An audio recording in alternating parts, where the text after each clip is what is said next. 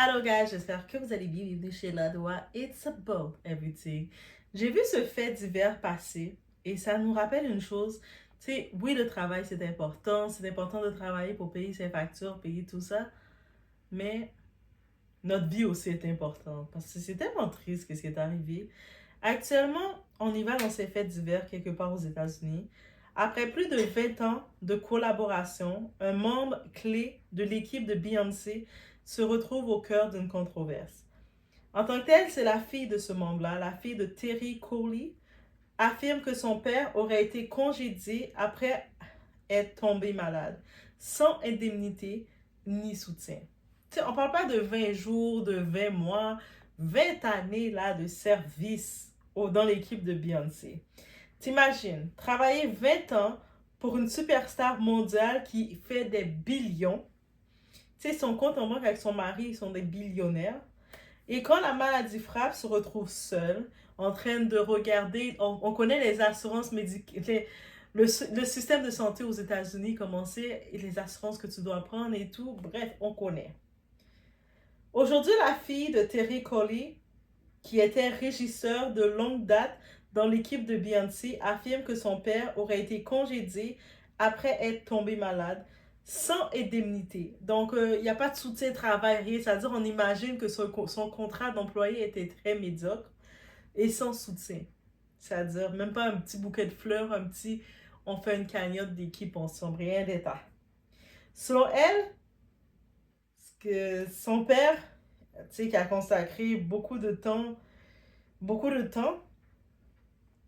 se retrouve dans cette position. Et t'imagines, c'est la fille qui est choquée de tout ça, qui décide d'exposer la situation sur les réseaux. C'est pas lui qui a exposé Beyoncé, c'est son entourage à lui qui savait que son père allait travailler pour Beyoncé, grande star qu'il est pendant 20 ans, et il se retrouve mal. Et puis ta patronne est billionnaire, c'est la reine américaine, la reine des stars, là. Et ça dit beaucoup sur l'état des personnes. On a beau des fois pointer du doigt des Jennifer Lopez, ils ont telle nature, mais ça dit beaucoup. On y va. It's about everything, guys.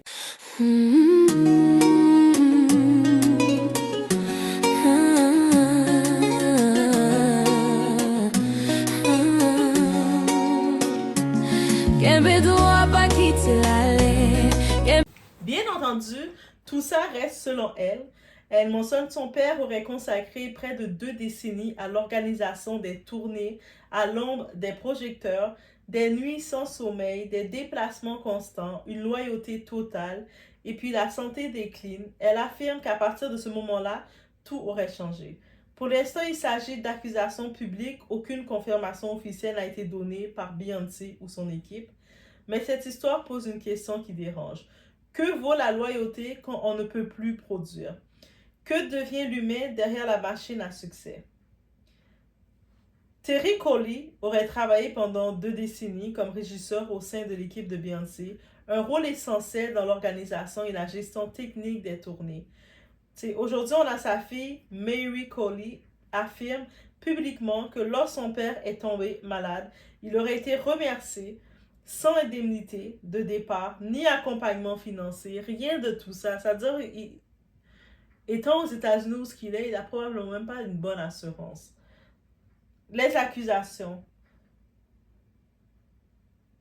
Tu sais, comme il a consacré une grande partie de sa vie professionnelle à cette carrière pour ensuite se retrouver sans sécurité lorsque sa santé a décliné. Pour le moment, il s'agit d'allégations rendues publiques par sa fille. Du côté de Beyoncé, il n'y a rien qui est dit. Et puis, est-ce qu'elle va dire quelque chose? Tout le monde qui accuse Beyoncé, elle n'a pas votre temps, là. Donc, cette situation soulève une question beaucoup plus large dans l'industrie du divertissement, ou peu importe l'industrie, que deviennent les collaborateurs de l'ombre lorsque la santé ne suit plus? Les tournées génèrent des millions, parfois des milliards, mais les membres techniques, les régisseurs, les travailleurs de l'arrière-scène bénéficient-ils réellement de protection à long terme? Réflexion sociale. Le débat ici dépasse la célébrité. Il touche aux droits des travailleurs, aux contrats, aux protecteurs, aux protections en cas de maladie et à la responsabilité morale des employeurs. Mais là, on parle de responsabilité morale parce que, bien entendu, Beyoncé, elle doit rien à ses employés.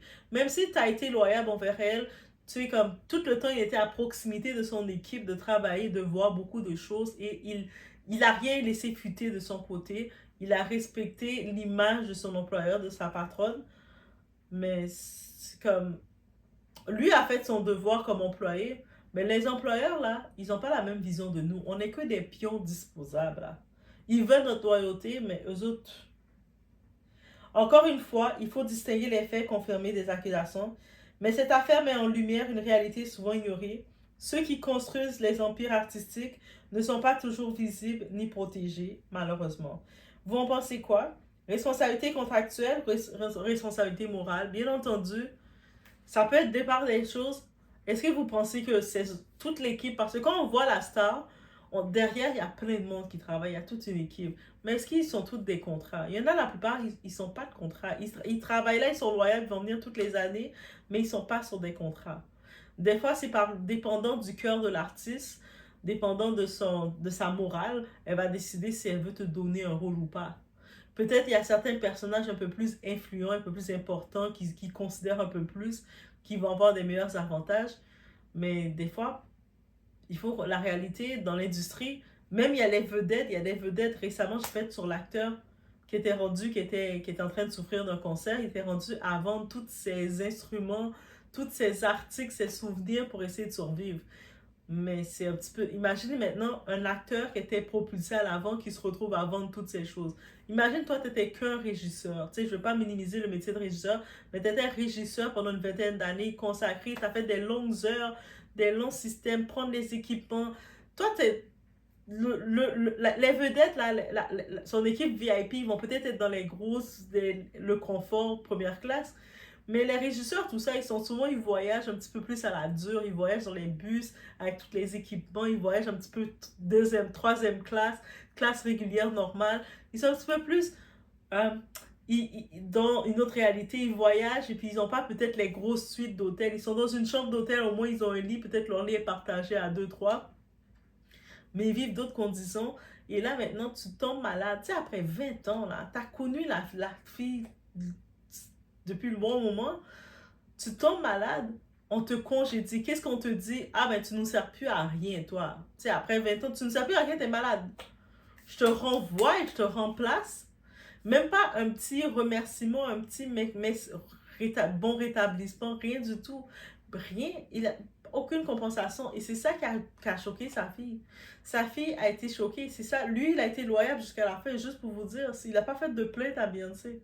C'est sa fille, peut-être, qui, dans leur foyer, c'est compliqué, c'est serré. Puis elle sait que son père travaille pour cette Beyoncé. Il dit, hey, mon papa, tu travailles pour la big boss, tu travailles pour Beyoncé billionnaire. On parle de sa fortune combinée. Mais elle est où sa morale? Mais les artistes sont déconnectés en même temps. Elle a plein d'employés, elle n'a pas le temps de gérer tout ça, mais c'est une autre réalité. C'est-à-dire que la morale que moi, en voyant cette nouvelle-là que je retire, tu sais, le travail c'est important, on va travailler, mais il faut se rappeler que un employeur n'a pas la même vision que nous les employés. Ça, c'est clair. Tu sais, comme on est là pour se lever, aller travailler, mais il faut toujours penser à sa santé, il faut toujours penser à prendre ses vacances, toujours penser à prendre ses congés maladie. Même si tu n'es pas malade, tu prends ton congé maladie pour prendre ton congé, that's it. Pour penser à prendre ses vacances. Des fois, j'entends des gens qui travaillent pendant près de 10 ans, près de 5 ans, ils n'ont pas pris aucune vacance. Comme, ok, tu fais du mal à qui? L'employeur, là, tu dis, ah, mais parce qu'ils ont besoin de moi. Hey, crois-moi qu'aujourd'hui, ils disent qu'ils ont besoin de toi, mais t'es plus là, là. Tu vas être remplacé tellement rapidement que tu vas même pas te rendre compte que tu avais déjà travaillé chez eux. Quand c'est le temps de te remplacer, ils vont te remplacer rapidement. C'est-à-dire, prenez vos congés, prenez vos vacances. Même s'ils essaient de dire, ah, mais non, on a besoin de toi. Hey, on a besoin de toi. Hey, moi, je vais prendre mes vacances. Je vais même prendre mes vacances et je vais ajouter extra un sans-sol juste pour être sûr d'avoir bien pris mes vacances. Mais non, prenez-le parce que ils n'ont pas la même vision. L'employeur face à l'employé, ils n'ont pas la même vision. Donc, c'est nous comme État, comme humains qui doivent penser à nous-mêmes. Donc, c'est pas pour pointer, oui, ça tombe que son employeur, c'était Beyoncé. C'est sûr, ça fait un petit peu choquant, mais en même temps, c'est pas trop choquant. Tu sais, elle n'a pas le temps de calculer ses régisseurs. tout son monde-là. Oui, ça fait 20 ans qu'elle était avec lui, elle devait le calculer. Pourquoi elle va le calculer? Elle est la boss. Tu es juste un régisseur. Le temps, t'es malade. En plus, elle regarde les chiffres. Ah, régisseur numéro un, parce que souvent, elle a beaucoup de régisseurs quand on voit les spectacles de Beyoncé et de tout ça. Régisseur machin chouette numéro un est malade. Il peut plus rentrer, il peut plus performer. Ah, ben on va le remplacer. Et c'est tout. Aussi cool, aussi froid que ça. Donc oui, des fois, après un certain temps, il faut négocier son contrat. Peut-être la première année, tu fais pas vraiment de contrat, ça commence, mais là, tu es rendu à 20 ans avec elle. Dès que tu es rendu dans la cinquième année ou troisième année, ils ont vu ton travail. Moi, je dis dès dans la troisième année. Ils ont vu que tu travailles avec des gens, ils voient ton travail, ton potentiel, tu négocies ton contrat. Peut-être au début, tu vas travailler, ils vont essayer de t'observer, mais quand ils voient que tu as le potentiel, ils négocient ça pour toi et puis ils créent quelque chose. Bref, c'était le tout que je voulais dire sur cette nouvelle. Laissez-moi savoir ce que vous en pensez. Faites attention à vous, faites attention à votre santé. Et mettez pas, tu sais, des fois, il y a tant de gens qui vont travailler, être investis au travail. Et dans leur vie tous les jours, ils passent pas de temps de qualité avec leur famille. Ils passent pas de temps de qualité avec leurs enfants. Ils passent pas du temps de qualité avec eux-mêmes. Et puis, après, ils se rendent compte qu'ils ont tout perdu. Faites attention à ça. On se retrouve au prochain vidéo.